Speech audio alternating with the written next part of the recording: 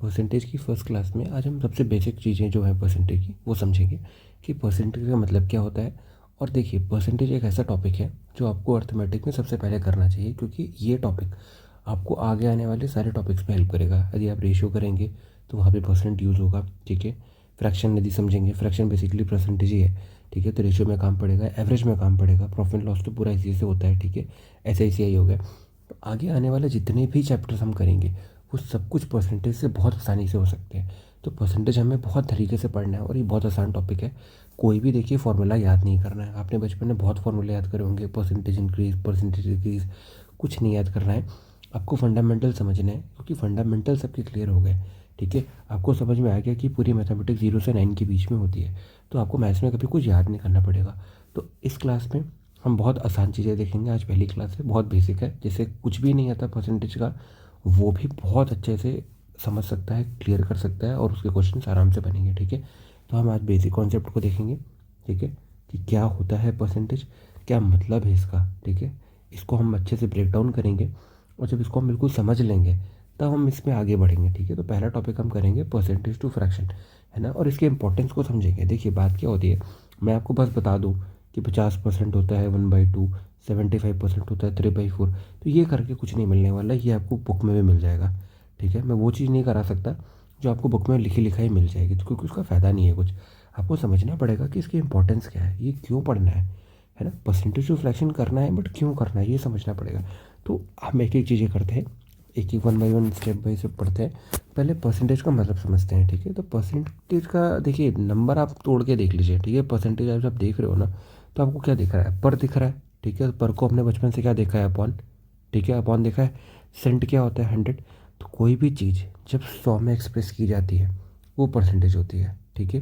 कोई भी चीज़ बोल लीजिए, ठीक है, कोई नंबर बोल लीजिए, कोई ऑब्जेक्ट बोल दीजिए, कुछ भी जो मटेरियलिस्टिक है, जो मैटर है, यदि वो आउट ऑफ 100 एक्सप्रेशन में है, 100 में कितना है यदि ये बताया जा रहा है, इसका मतलब उसका परसेंटेज हम एक्सप्लेन कर रहे हैं। एग्जाम्पल ले लीजिए, यहाँ पे मैंने 20% लिखा है, कुछ भी ले लीजिए आप। यदि 20% है, परसेंटेज का नोटेशन ऐसे होता है, आपने बचपन से देखा है। इस नोटेशन का सिंपल सा मतलब ये होता है कि पर, ठीक है, कितना, आउट ऑफ व्हाट, पर 100, ये 100 में कितना, आपको कितने में दिया है इससे आपको मतलब नहीं है, आपको निकालना कितने में है, आपको आउट ऑफ 100 निकालना है। मैं बहुत सिंपल किए दे रहा हूँ, ठीक है, आपको समझ में आ जाएगा। सपोज़ करिए आप, सभी लोग के स्कूल में छोटे छोटे पेपर होते थे, ठीक है, यूनिट 1, यूनिट 2, फिर हमारे हाफ ईयरली होते थे, फिर हमारे ईयरली एग्जाम होते थे, ठीक है। सपोज़ करिए जो आपका फर्स्ट एग्ज़ाम हो रहा है, ठीक है, जो फर्स्ट यूनिट टेस्ट हो रहा है वो आपका 80 मार्क्स का था, ठीक है। फर्स्ट यूनिट टेस्ट आपका 80 मार्क्स का था। 80 मार्क्स का कोई पेपर था, आपके यहाँ है 20 मार्क्स, ठीक। ये है आपका यूनिट टेस्ट। मैं कह रहा हूँ आ जाइए फाइनल पेपर पे, ठीक है। फाइनल पेपर है 100 मार्क्स का, ठीक है। तो अरे ऐसा कर लीजिए, और आसान कर देता हूँ, ये 80 मार्क्स का है, ठीक है। अब आपको तो मैंने ये पढ़ाया है कि 100 में कितना, ठीक है। आपके एग्ज़ाम में जब आपको बताया जाता था तो कोई बच्चा बोलता था मेरे 45% है, किसी ने कहा मेरे 95% मार्क्स है, तो क्यों कहते थे कि 45% वाला ख़राब है, 95% वाला अच्छा है। समझिए, हमें पता कैसे पड़ा कि 95% अच्छा है और 45% ख़राब है, ठीक है। अब यहाँ पर 100 तो है नहीं, 80 में उसके कितने मार्क्स आए हैं, 20 मार्क्स आए हैं। अब हमें परसेंटेज निकालना है, तो हम बैठ के कैलकुलेट कैसे करेंगे, समझिए, ध्यान से समझिए। हम ये सब नहीं करेंगे कि हम 20 ले रहे हैं, ठीक है, फिर इतने मार्क्स आए, फिर ये कर रहे हैं, ठीक है। ऐसे आप बचपन में करते होंगे, ठीक है, सभी ऐसे बचपन में करते हैं कि 80 मार्क्स का पेपर था, 20 मार्क्स आए, उसको 100 से मल्टीप्लाई करें। इस तरीके से अब नहीं करना है, ठीक है। ध्यान से समझ लीजिए, इस तरीके से नहीं करना है। अब हमें तरीके बदलने पड़ेंगे। यदि हमारे 80 मार्क्स आए 20 में, तो हम पता करेंगे कि हमारे एक मार्क कितने मार्क्स में से आए हैं। तो यहाँ पे 20 से काटिए 1 टाइम, ठीक है, इसको खाइए 4 टाइम, तो आपके एक मार्क आए हैं यदि पेपर 4 नंबर का होता। आपके एक नंबर आए हैं यदि पेपर 4 नंबर का होता। यदि मैं दोनों तरफ 25 से मल्टीप्लाई कर दूँ तो क्या होगा, आपके 25 मार्क्स आते हैं यदि पेपर 100 मार्क्स का होता। और हमने क्या पढ़ा है, किसी भी चीज़ को यदि 100 में एक्सप्रेस करते हैं तो क्या होता है, परसेंटेज होता है। इसका मतलब उसके कितने परसेंट मार्क्स आए हैं, 25% मार्क्स आए हैं, ठीक है। समझ में आया, देखिए क्लियर कर लीजिए। 80 मार्क्स का पेपर था, ठीक है, 80 मार्क्स में उसको 20 नंबर मिले। अब आपने सीखा है कि पर 100 को परसेंटेज कहते हैं। अब यहाँ पे 100 नहीं है ना, 100 नहीं है तो 100 बनाना पड़ेगा। कैसे बनाएंगे, अब 20 मार्क्स में 80 है तो हमने कैलकुलेट किया कि 1 मार्क में 4 मार्क बन रहा है, मतलब 1 मार्क आए होते हैं यदि पेपर 4 मार्क का होता। तो यदि पेपर 25 से मल्टीप्लाई कर दीजिए, ठीक है, तो 25 मार्क आएंगे यदि पेपर 100 मार्क का होगा। दोनों तरफ की 25 का मल्टीप्लाई करेंगे तो आपको इधर 100 मिलेगा, इधर 25 मिलेगा। तो 100 में कितना नंबर आया वो आपका परसेंटेज होता है। इसका मतलब यहाँ पर लिखा हो कि x मार्क्स में आपको 40 नंबर मिला है, टोटल x मार्क्स है उसमें 40 नंबर मिला है। तो आपको समझ में आ रहा है कि ये जो x मार्क है, इस x मार्क को आपको कितना पहुँचाना है, 100 मार्क पहुँचाना है। आपको पता करना है कि ये 40 जो है, यदि x में 40 है तो ये 100 में कितना है। ठीक है, क्लियर हुआ। 100 में पता कर लिया ना तो ये परसेंटेज हो जाएगा। बस यही करना है। अब यहाँ पे कहाँ कोई फार्मूला यूज़ हो रहा है, ठीक है, समझ रहे हैं आप, कोई फार्मूला यूज़ नहीं हो रहा है। तो हमें कॉन्सेप्ट को ऐसे ही सीखना है, हमें ऐसे ही समझना है कि कोई भी चीज़ हमें रटनी नहीं है। हमें देखना है कि 100 में कितना, आउट ऑफ 100 कितना है, हम हमेशा ऐसे कैलकुलेट करेंगे, ठीक है, तो सारी चीज़ें क्लियर हो जाएंगी। तो ये हुआ आपका बेसिक कॉन्सेप्ट कि हमको समझना कैसे है। अब आगे हम बढ़ेंगे कि फ्रैक्शन को इससे क्यों जोड़ा जाता है। जरा ध्यान से देखिए, मैंने भी बताया जब हम परसेंट लिखते हैं, ठीक है, तो परसेंट का मतलब क्या लिखते हैं, आउट ऑफ 100। अब ध्यान से समझिए, यदि आप न्यूमरेटर और डिनोमिनेटर अपने छोटे पे पढ़ा है फ्रैक्शन, ठीक है, ये होता है न्यूमरेटर, ये होता है डिनोमिनेटर। अब इसको फ्रैक्शन कह रहे हो। अब ज़रा ध्यान से देखो इसको, आउट ऑफ 100 क्या ये फ्रैक्शन नहीं है, ठीक है। तो हम क्या कह सकते हैं कि परसेंटेज और कुछ नहीं होता है, एक्सप्रेशन जो होता है फ्रैक्शन का उसको ही परसेंट कहते हैं हम। यहाँ पे कह सकते हैं, यहाँ पर परसेंट का नोटेशन आ जाता है, बट एक्चुअल में परसेंटेज और क्या है, परसेंटेज तो एक फ्रैक्शन ही है ना, ठीक है।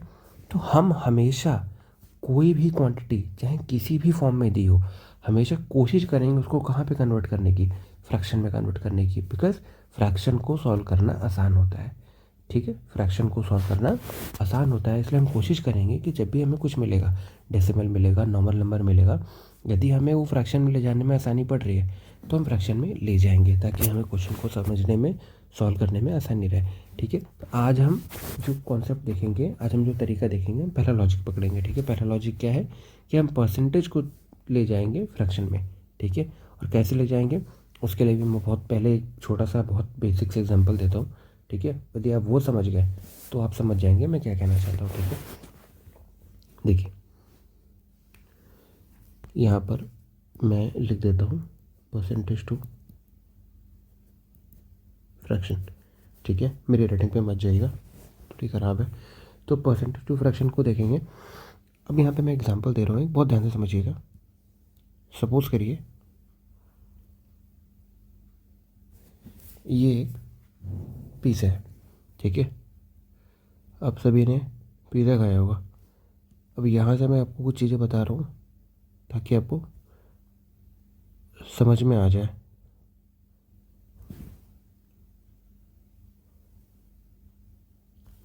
अब बहुत ध्यान से देखिए, ठीक है, ये पिज़्ज़ा है, ये पूरा एक पिज़्ज़ा है, ये पूरा एक पिज़्ज़ा जो है कंप्लीट है। कुछ भी कंप्लीट होता है तो वो 100% होता है, कुछ भी कंप्लीट होता है तो वो कितना होता है, 100% होता है। कुछ भी कंप्लीट है मतलब 100% है, मतलब एक क्रिकेट की बॉल है 100% है, ठीक है, ध्यान से समझ लीजिए। क्रिकेट की एक बॉल है 100% है, फुटबॉल है पूरी 100% है, पिज़्ज़ा है पूरा 100% है, ठीक है। एक टेबल रखी हुई है, ठीक है, एक ऐसे करके टेबल रखी हुई है, ये पूरी टेबल एक यूनिट है ना, कंप्लीट है ना, तो ये 100% है।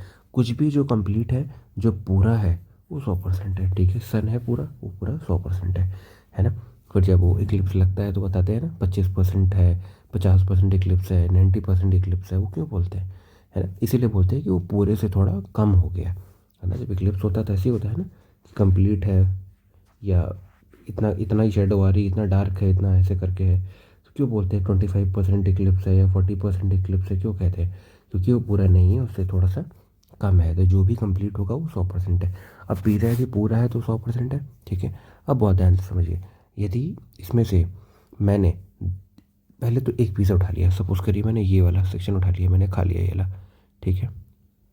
अब जब मैं कह रहा हूँ कि एक पूरा पिज़्ज़ा कंप्लीट है, हमें देखना पड़ेगा कि इस एक पिज़्ज़ा को कितने पार्ट मिलके बना रहे हैं, ठीक है। 1 2 3 4 5 6 7 8, मतलब ये एक पिज़्ज़ा टोटल 8 जो स्मॉलर पिज़्ज़ा उनसे मिलके बना है।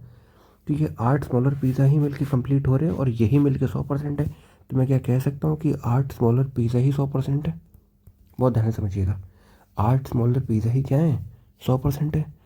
अब यहाँ पे हम बहुत ध्यान से समझेंगे कि मैंने एक पिज़्ज़ा निकाला, तो हम इसको कैसे समझेंगे कि मैंने टोटल, ध्यान से देखिए, टोटल 8 पीसेस है, टोटल 8 पीसेस हैं, उससे मैंने एक निकाला, मतलब ये वो क्वांटिटी है जो मैंने निकाली है। ठीक है, ये है जो पूरा पिज़्ज़े को डिनोट कर रहा है। बहुत ध्यान से पकड़ना है कि 1/8 क्या है आपका, एक फ्रैक्शन है। अब ये अल्टीमेटली कैसे काम कर रहा है, यदि यहाँ पर ये 100 दिख रहा है आपको, यदि यहाँ पर एक पार्ट निकाला तो यहाँ पर कितना निकाला, यहाँ पे 100/8 निकाला। ठीक है, इसको सॉल्व कर लीजिए, 50/4, ठीक है, 12 1/2%। क्लियर हुआ। इसका मतलब क्या हुआ कि यदि आपने एक पीस खाया तो आपने परसेंटेज में कितना खाया, 12 1/2% खाया।